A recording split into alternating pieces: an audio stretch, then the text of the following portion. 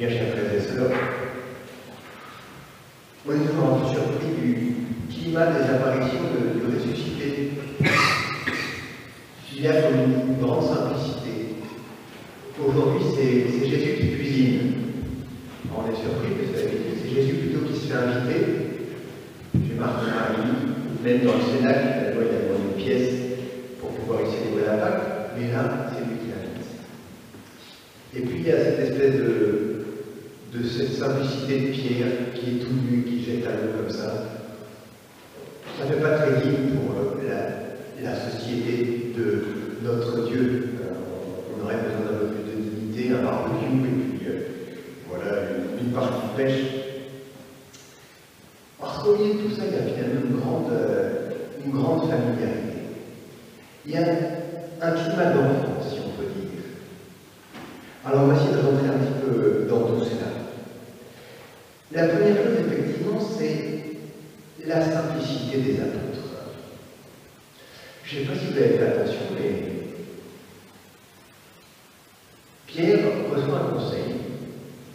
On n'a rien trouvé à pêcher toute la nuit, et puis on rencontre un inconnu qui leur dit « Jetez le filet à droite, c'est un inconnu ». Et Pierre, il va, lui qui était plutôt tête dure, c'est quoi qu'on puisse dire, et là il accepte. Il a comme été désarmé. Et puis, un peu plus loin, ces gens qui reconnaissent le Seigneur, lui il l'a pas reconnu, mais tout de suite il fait confiance à Jean, et il jette à l'eau. Une confiance dans les autres, une humilité, un cœur de chair, un cœur d'enfant. Voilà, je crois, le fruit de la grande secousse de la croix. On sait bien que dans nos vies, c'est souvent comme ça. Quand on a des grandes épreuves, on apprend à relativiser toutes nos mesquineries, toutes nos petites suffisances. Voilà que les apôtres ont été sacrément secoués par la mort, la passion de notre Seigneur, et ils ont comme fait un pas de plus vers ce que c'est être fils, être enfant de Dieu. Et puis, comme je le disais, Jésus les invite ensuite. Là aussi, pourquoi est-ce qu'il fait ça? En réalité, Jésus veut les confier finalement à la joie du ciel. C'est ça que cela veut dire. Quand il invite les apôtres qui sont là à partager ces quelques morceaux de poisson qu'il a fait griller, eh bien, c'est cela. Venez, entrez dans la joie du ciel. Il y a quelque chose de très étonnant dans les apparitions du ressuscité. Tout le monde a pu voir le Christ qui souffrait sa passion et qui est mort sur la croix. Mais ce n'est pas tout le monde qui a pu voir le Christ ressuscité. Ce sont les élus, ce sont les choisis, simplement. Jésus ne se manifeste qu'à ceux qui l'aiment. Ne se manifeste qu'au cœur de bonne volonté. Alors ce sont des pauvres pécheurs, mais un déclic en eux s'est fait. Un choix s'est opéré, et ce choix, c'est la croix qu'il a fait. Il sera un signe en but à la contradiction, grâce à qui le cœur de bien des hommes sera révélé, avait dit Siméon. Voilà.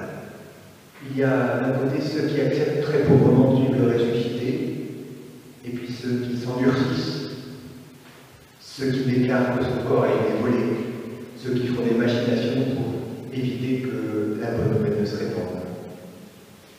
Voilà, parce que justement, ces apparitions du ressuscité anticipent le ciel, anticipent cette société où le mal, le péché, le malheur ne pourront plus entrer.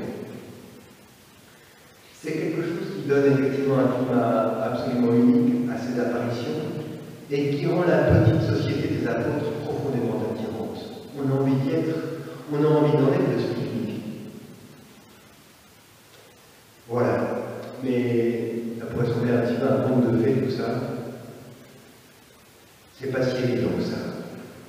Pour rentrer vraiment à la suite du ressuscité, pour accepter de participer à ce banquet messianique, c'est quelques morceaux de poisson partagés, eh bien il faut accepter quelque chose.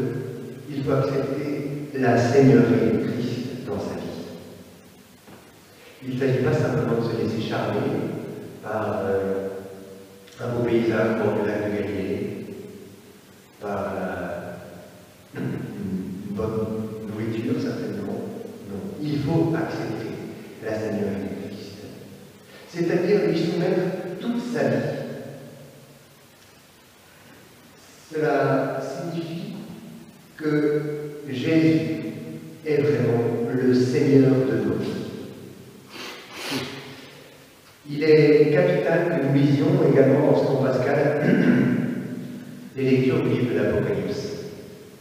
Qu'est-ce qu'on nous présente? Il nous présente cet agneau de Dieu, mais qui est acclamé, devant qui on jette ses couronnes pour les 24 anciens comme ils le font, que l'on chante, que l'on acclame, que l'on proclame victorieux, à qui l'on veut la puissance et la gloire.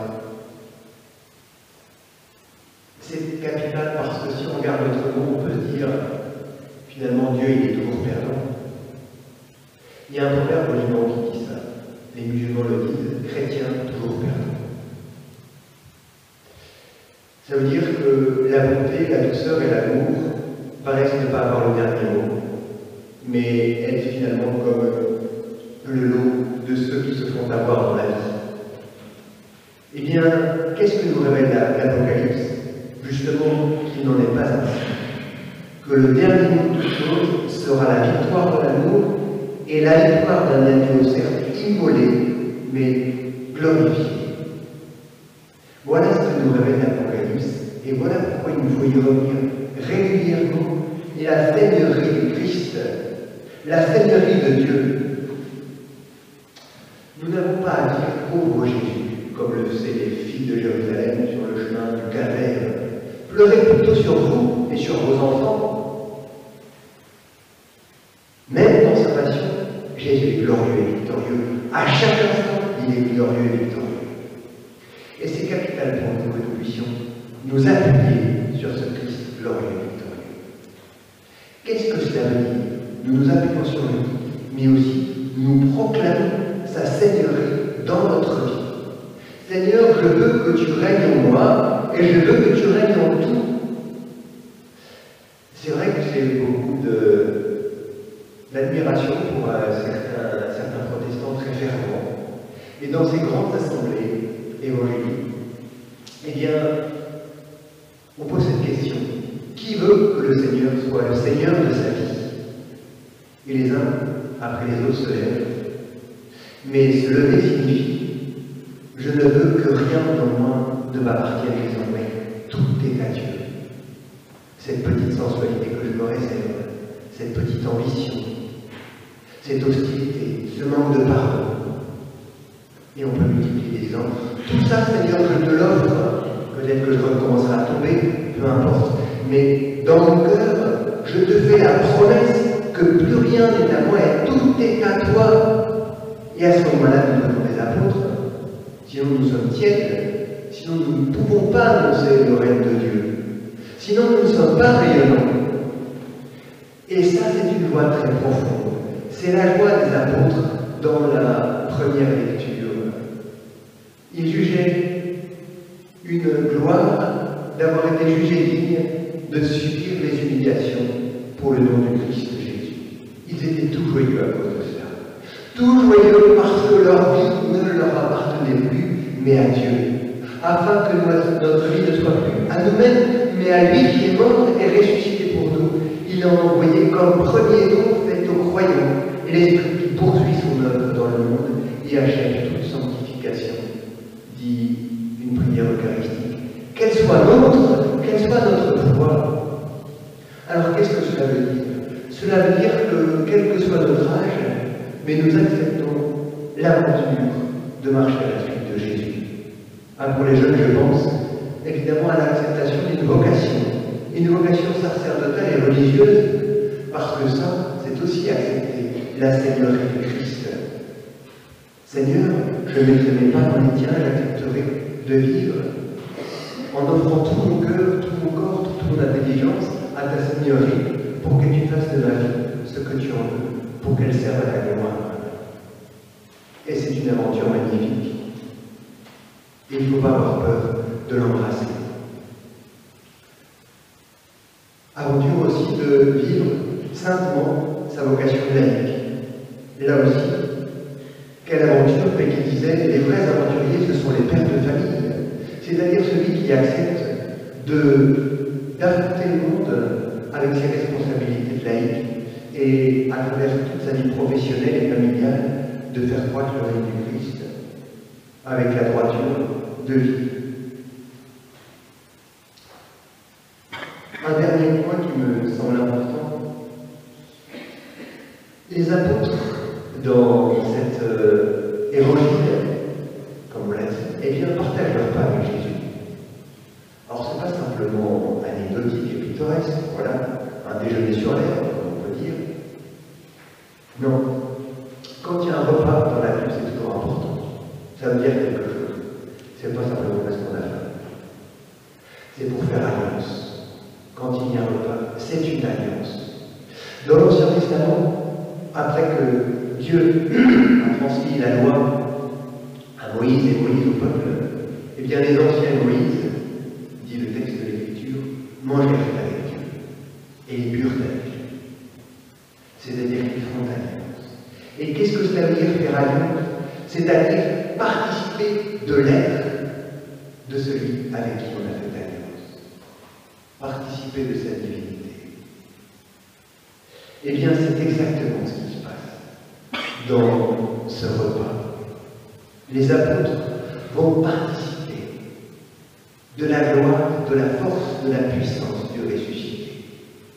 De sa force, oui. Quelle force extraordinaire habite les apôtres dans les actes des apôtres. Habite un symbole qui a connu le naufrage, qui a été lapidé, qui s'est relevé après sa lapidation, qui a été fouetté 3 ou 4 fois, les 40 fois des Juifs. Rien ne l'arrête jusqu'à ce qu'il soit décapité. Et la force du ressuscité est en lui. Quand on voit un Jean-Paul II, quand on voit une Mère Teresa, jusqu'au dernier souffle, une vitalité extraordinaire. Songeons à notre pape, à 80 ans passés. Quel extraordinaire exemple de vitalité. S'il n'y a pas en eux la force du ressuscité, ils ne pourraient rien accomplir de ce qu'ils font. C'est qu'ils témoignent qu'un autre est leur force. Un autre souffre en eux. Un autre vit en eux. Participation à la force, mais aussi participation à cette lumière, à cette science que possède le ressuscité. C'est étonnant.